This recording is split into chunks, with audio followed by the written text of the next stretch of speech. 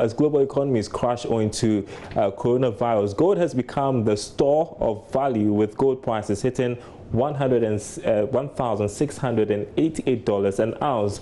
The Ghana Extractive Industries Transparency Initiative, GATI, says as government looks for ways of generating revenue, the gold sector is one place to look. Dr. Steve Manteaw is Vice President, and he has been speaking to my colleague Odelia Ntiamwa. We're already in a hard or difficult time. What sort of recommendations, apart from the fact that compelling the finance minister to put some money into the contingency fund so that we could have gone for it, apart from that, what would you say government should be taking a look at, especially in relation to petroleum revenue? You see, we need to look at what the various sectors of the national economy can contribute. There have been special purpose taxes that were introduced in time past, imposed on industry to help us get through some difficult situations. This could be the time, for instance, that we consider not all aspects of the industry, but maybe some strategic assets that can still generate revenue. Of course, the lockdown hasn't affected mining companies, and we know in times like these, when global oil prices are declining, you will find that gold prices are going up and all that. Exactly.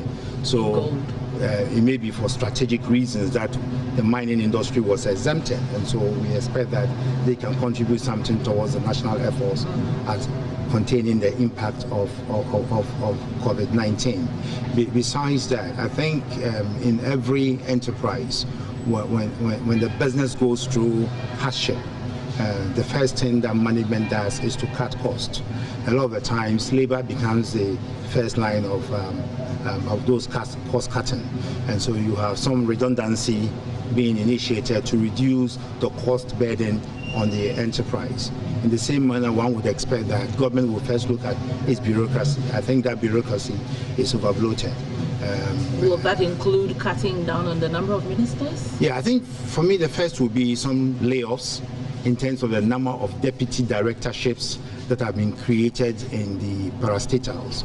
In almost all of them, you have 2, 3 deputy directors created, which are new creations, and really truthfully speaking, they add no value to the operations of those entities. You have them at Minerals Commission, Ghana Water Electricity Corporation, Metro Mass Transit, DVLA. I mean, name them. But all these people would become unemployed too. Oh yes, but those companies which go through difficulty and lay off workers think first about their collective survival as an entity. Now, the first, for me, point of interest is how we survive as a national collective. They won't be the only unemployed people in this economy. There are people who, for the past decade, 2 decades, have never found jobs, and they are not dead, they are around. And so for me, if we go to a national emergency, cost cutting requires that you look at the people in their face and say, look, these are hard times, these are normal times, and the president has repeatedly said this. So we need to take this decision. We need to lay you off so we can conserve some money to deal with national emergency for our own collective good. These are the kinds of hard decisions you expect politicians to take. Again, you expect that, for instance, the free fuel and other largesse that are available to political appointees will all be cancelled straight away. That also conserves some revenue for the state. And then you also want to do what we call budgetary realignments. And then you may also want to reprioritize expenditures. So for instance, you may want to move money from other sectors into the health sector if that's where the concentration is. Exactly. And we may want to maybe suspend certain major infrastructure projects. Okay, so that time, if we survive, we can come back to them. So it's still on oil. One of the things that PEAC has, for example, stated that could be done is take a good look at the where oil revenue is supposed to be going, the spending that has gone on, and probably reduce some of these, and probably even cut out some of these totally. That will be a very difficult ask of government, even though is prudent.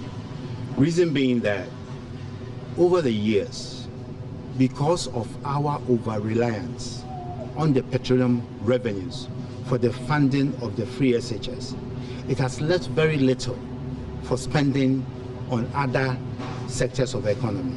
Indeed, even if you look at the 2018 annual report of PIAC, it shows clearly that less than half of our oil revenue was spent on infrastructure, even though the law requires that at least we spend 70% on capital projects.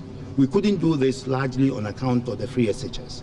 So if now we are going to look at the ABFA allocations and move resources to the health, it will mean doing this at the expense of allocations to the education sector, which then means that when school reopens, it will be difficult to send these children back to school if we don't find money to replace what we're taking to deal with the health service.